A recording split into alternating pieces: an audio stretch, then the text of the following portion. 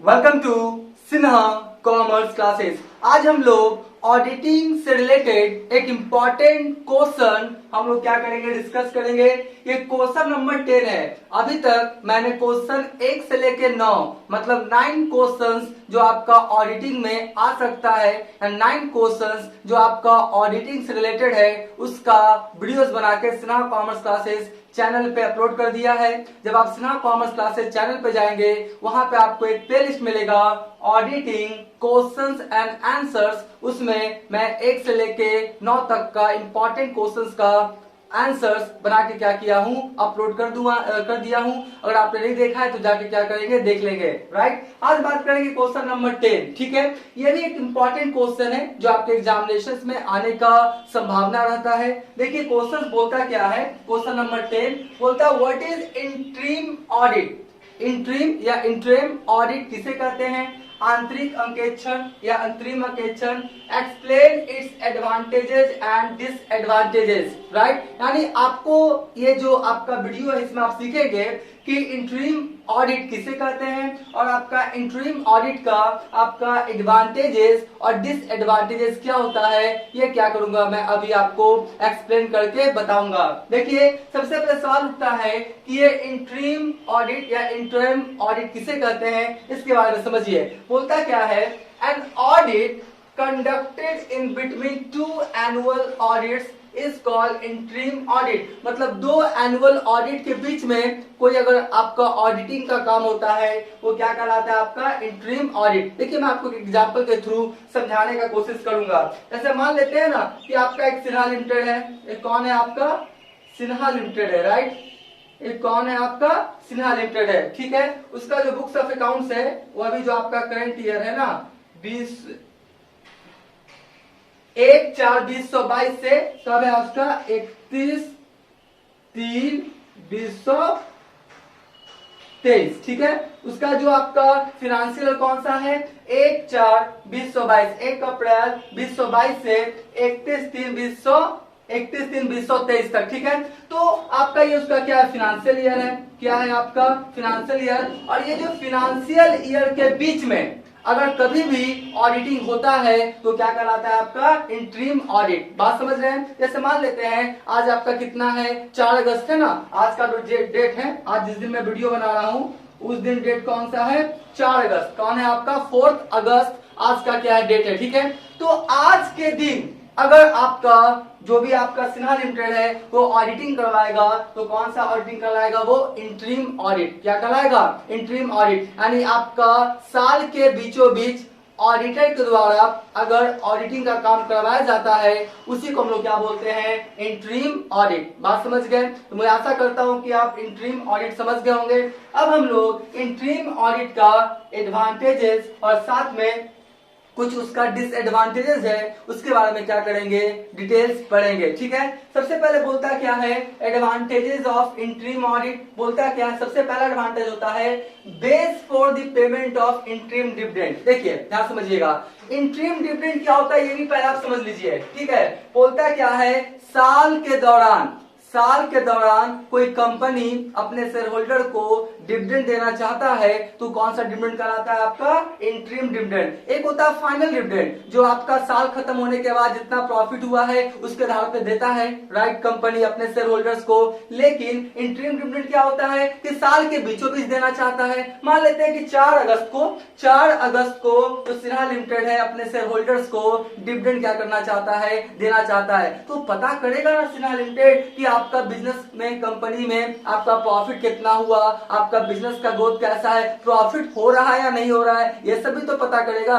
Profit होगा उसी पर ना डिविडेंड देगा। अब पता लगा कि 4 अगस्त तक लॉस में बिजनेस जा रहा है तो क्या डिविडेंड देगा? नहीं देगा। बात समझ गए? तो इंटरिम डिविडेंड किसे कहते हैं समझ गए होंगे कि आपका जो भी आपका साल चलते रहने के दौरान यानी जो आपका फिनेंशियल ईयर है उसके बीच में या कभी भी फिनेंशियल ईयर के बीच में कभी भी अगर डिविडेंड कंपनी की ओर से दिया जाता है अपने शेयर होल्डर्स को, उससे हम लोग कौन सा डिविडेंड बोलते हैं, आपका इंटरिम डिविडेंड। ठीक है, तो इंटरिम डिविडेंड देने का आधार क्या है, आपका इंटरिम ऑडिट। इंट्रीम ऑडिट होगा उसी के सहायता से, हेल्प से आपका क्या होगा, पता लगेगा कि कंपनी का प्रॉफिट्स कितना हुआ, कंपनी प्रॉफिट्स में जा रहा है या लॉस में जा रहा है। तो इंट्रीम डिविडेंड देने का बेस आधार कौन होता है, इंट्रीम ऑडिट। ठीक है, तो इंट्रीम ऑडिट के आधार पे ही इंट्रीम डिविडेंड डिक्लेयर किया जाता है कंपनी के द्वारा, जो कि एक तरह का एडवांटेजेस है किसका, इंट्रीम ऑडिट का। ठीक है जी, उसके बाद बोलता है क्या है, हेल्प्स इन टैक्स प्लानिंग। बात को समझिएगा, आपका 4 अगस्त को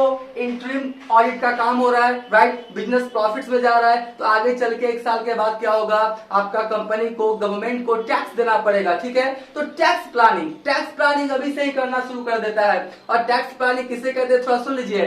टैक्स प्लानिंग एक आपका प्रोसेस है या मेथड है जिसके द्वारा बिना इनकम टैक्स के नियम को उल्लंघन किए बिना जो कंपनी है अपना टैक्स क्या करता है, मिनिमाइज करना चाहता है। कोई भी क्या चाहेगा कि टैक्स जितना मिनिमाइज हो जाए, सरकार को टैक्स जितना कम देना पड़े, बिना जो आपका इनकम टैक्स का रूल्स है, प्रोविजन है, उसको उल्लंघन किए बिना, उसको रूल को तोड़ के नहीं, बिना रूल्स को उल्लंघन किए बिना टैक्स को मिनिमाइज करने का जो प्रोसेस होता है वही क्या कहलाता है, टैक्स प्लानिंग। ठीक है, तो टैक्स प्लानिंग करने में भी आपका जो इंट्रीम ऑडिट है एक आपका इंपॉर्टेंट रोल निभाता है, जो कि इंट्रीम ऑडिट का क्या है, एक एडवांटेजेस है। और ध्यान सुन लीजिए, जितने भी पॉइंट्स मैं एक्सप्लेन करूंगा इसका क्या करना पड़ेगा, आपको अपने घर में लिखने का प्रैक्टिस करना पड़ेगा।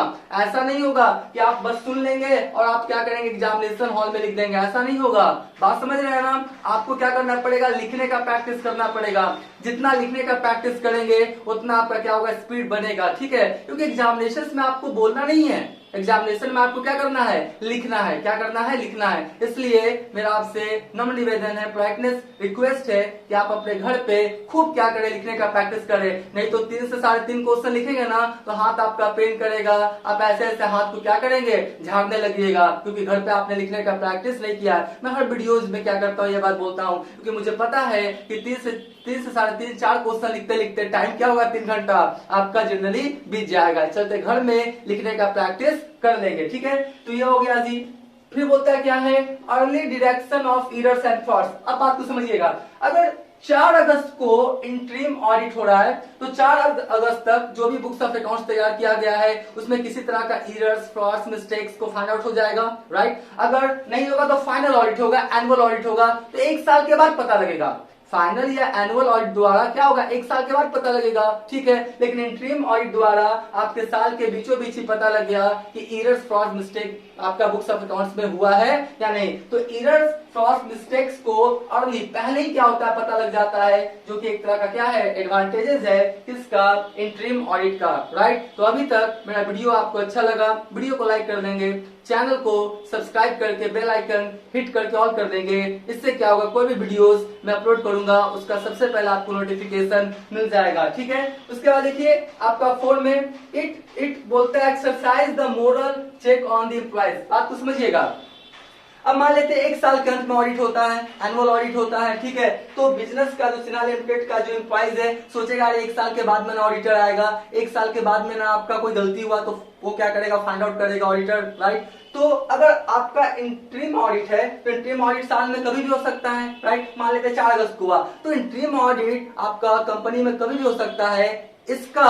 प्रभाव जो आपका कंपनी का एम्प्लॉय उस पर इस तरह से पड़ता है कि वो कोई गलती, मिस्टेक, फ्रॉड्स करने से क्या होता है, डरता है। उसको पता है कभी भी आके चेक करेगा और गलती फाइंड आउट करेगा तो मुझे पनिशमेंट वगैरह, नौकरी वगैरह भी मिला जा सकता है। इसलिए जो आपका कंपनी का एम्प्लॉइज है एक आपका मानसिक तौर पे, नैतिक तौर पे उसको प्रभाव पड़ता है कि किसी तरह का एरर्स, फ्रॉड्स, मिस्टेक्स करने से क्या होता है, वो डरता है। ठीक है, तो ये भी एक एडवांटेज हुआ। ठीक है, कि आपका मोरल चेक हो जाता है एम्प्लॉइज को, उसके बारे में पता लग जाता है कि आपका जो एम्प्लॉइज है बुक्स ऑफ अकाउंट्स में गलती किया है या नहीं। ठीक है, उसके बाद बोलता है क्या है 5वां में, it facilitates publications of interim results. अब बात समझिएगा, अगर 4 अगस्त को आपका कंपनी अपने शेयर होल्डर्स को बताना चाहता है कि 4 अगस्त तक मेरे बिजनेस का, कंपनी का किस तरह का फाइनेंशियल पोजीशन है, प्रॉफिट्स में बिजनेस जा रहा है, लॉस में जा रहा है, बिजनेस का फाइनेंशियल पोजीशन कैसा है, असेट्स, लोन, लायबिलिटीज, रिजर्व्स, ये सब के बारे में अगर आपका डिक्लेयर करना चाहता है तो इंट्रीम ऑडिट की सहायता से वो 4 अगस्त को ही कर सकता है। उसको 1 साल का वेट करने का आपका जरूरत नहीं है। तो आपका ये भी क्या एडवांटेज हुआ कि आप पब्लिकेशन कर सकते हैं इंट्रीम रिजल्ट, अभी आंतरिक जो आपका रिजल्ट आया है उसके बारे में बता सकते हैं, financial position, profit loss etcetera के बारे में। ये पॉसिबल कैसे हुआ, by the help of interim audit, ठीक है जी। उसके बाद बोलता है क्या है, it facilitates rising further capital. अब जैसे 4 अगस्त को आपका इंटरिम ऑडिट हुआ, राइट। अब लगता है कंपनी को कि मुझे क्या है, और कैपिटल चाहिए। क्या चाहिए, और कैपिटल। तो आपका क्या करेगा, जो भी आपका शेयर्स वगैरह इशू करके आपका क्या करेगा, और कैपिटल क्या करेगा, जनरेट कर लेगा, ठीक है। तो और कैपिटल का आवश्यकता पड़ा, ये कैसे पता लगा, by the help of interim audit. Interim audit से पता लग जाता है कि बिजनेस को रन करने के लिए या बिजनेस में कहीं आपका इन्वेस्ट करने के लिए, किसी प्रोजेक्ट पे काम करने के लिए कितना कैपिटल का जरूरत पड़ता है। तो वो कैपिटल का व्यवस्था आपका जो कंपनी है शेयर्स वगैरह इशू करके क्या करता है, कर लेता है, जिसका पता इंटरिम ऑडिट के द्वारा आपका जो साल के बीचों बीच पता चल जाता है। बीचों बीच का मतलब क्या, साल में कभी भी, मतलब 1/4/2022 से 31/3/2023 के बीच कभी भी। आज 4 अगस्त इस दिन में वीडियो बना रहा हूं, तो आपका 4 अगस्त के बारे में बात कर रहे हैं, ठीक है, ठीक है। उसके बाद बोलता है क्या है आपका early completion of final account. देखिए आपका इंटरिम ऑडिट हुआ, 4 अगस्त तक सारा आपका कंप्लीट है। उसके बाद इसके बाद है ना आपका मान लेते हैं आपका 31/3/2023 को बाद आपका ऑडिटिंग होगा। तो यहां तक तो ऑडिटिंग हो गया 4 अगस्त तक, मान लेते एक ही बार ऑडिटिंग हुआ है कंपनी में, साल में एक बार ऑडिटिंग हुआ है इंटरिम ऑडिट। तो 4 अगस्त के बाद है ना चेक करेगा, तो बहुत जल्दी क्या करेगा, आपका फाइनल ऑडिट क्या करेगा, तैयार हो जाएगा। अगर इंटरिम ऑडिट नहीं रहेगा तो पूरा 1/4/2022 से 31/3/2023 का जो ट्रांजेक्शन है बुक्स ऑफ अकाउंट से, उसका चेकिंग करना पड़ेगा ऑडिटर के द्वारा। लेकिन 4 अगस्त तक तो हो चुका है, तो 4 अगस्त के बाद यानी 5 अगस्त से लेके 31/3/2023 तक ही आपको ऑडिटिंग का काम करना पड़ेगा। तो कम समय लगेगा ऑडिटिंग का काम करने में, क्या होगा, कम समय लगेगा, तो आपका जल्दी से फाइनल ऑडिट क्या हो जाएगा, तैयार हो जाएगा। जो कि आपका ये क्या था, advantages of interim audit, right. अब देखिए कुछ आपका क्या है, डिसएडवांटेज है, 3 पॉइंट्स इसके बारे में जिक्र करते हैं। डिसएडवांटेजेस ऑफ इंटरिम ऑडिट क्या है, देख लीजिए। बोलता है chances of alterations of accounting figures. बोलता है क्या है कि 4 अगस्त का ऑडिटिंग हो गया, तो अब जनरली जो ऑडिटर आएगा वो 5 अगस्त से करेगा। कब करेगा, आपका 5 अगस्त से। तो 4 अगस्त के पहले आपका जो कंपनी का जो एम्प्लॉइज है, अकाउंटेंट है, फिगर वगैरह में चेंजिंग वगैरह कर सकता है, क्योंकि उसको पता है कि ऑडिटर 5 अगस्त के बाद ऑडिटिंग करेगा, राइट। तो ये एक तरह का डिसएडवांटेजेस है किसका, इंटरिम ऑडिट का, कि आपका जहां तक ऑडिट हो चुका है इंटरिम ऑडिट के सहायता से, उसके पहले किसी तरह का फिगर्स वगैरह जो एम्प्लॉइज है वो चेंज कर सकता है, जो कि डिसएडवांटेजेस है किसका, इंटरिम ऑडिट का, ठीक है जी। उसके बाद बोलता है एक्सपेंसिव। अब बताइए, एक होगा फाइनल ऑडिट, 1 साल के बाद होगा, और आप इंटरिम ऑडिट करवा रहे हैं, यानी साल में 1 बार 2 बार करवा रहे हैं, तो आपका ऑडिटर क्या होगा, ज्यादा फीस लेगा या कम लेगा, ज्यादा फीस लेगा ना, बार बार आ रहा है भैया, तो ज्यादा आएगा तो ज्यादा पैसा लेगा, सीधा सा बात है। तो आपका 1 बार करवाएंगे तो कम पैसा लेगा। तो इंटरिम ऑडिट जो होता है ज्यादा खर्चीला होता है, जो कि एक तरह का इसका क्या है, डिसएडवांटेजेस, ठीक है। फिर बोलता है क्या है, additional work for the auditor. देखिए ऑडिटर का एक तरह से क्या हुआ, अतिरिक्त काम हो गया, अतिरिक्त काम उसको क्या हो गया, ऑडिटर को मिल गया। हाँ ठीक है, आपका इस काम के बदले उसको पैसा मिलता है, फीस मिलता है, लेकिन एक एक्स्ट्रा काम हो गया ना, उसको जनरली साल के जो आपका बुक्स ऑफ अकाउंट्स क्लोज है उसके बाद ऑडिटिंग का काम करता है, ठीक है। लेकिन साल के बीचों बीच हो रहा है, साल में 2 बार 3 बार हो रहा है, तो एक तरह से क्या होता है, एक्स्ट्रा काम ऑडिटर के ऊपर क्या होता है, आ जाता है, जो कि इंटरिम ऑडिट का एक तरह का क्या है, डिसएडवांटेजेस, ठीक है। तो मैंने पूरा आपको क्या क्या एक्सप्लेन किया कि आपका इंटरिम ऑडिट किसे कहते हैं, उसका मीनिंग, और आपका क्या बोला मैंने, एडवांटेजेस, और क्या बोला मैंने, उसका डिसएडवांटेजेस। इसका आप स्क्रीनशॉट ले लें।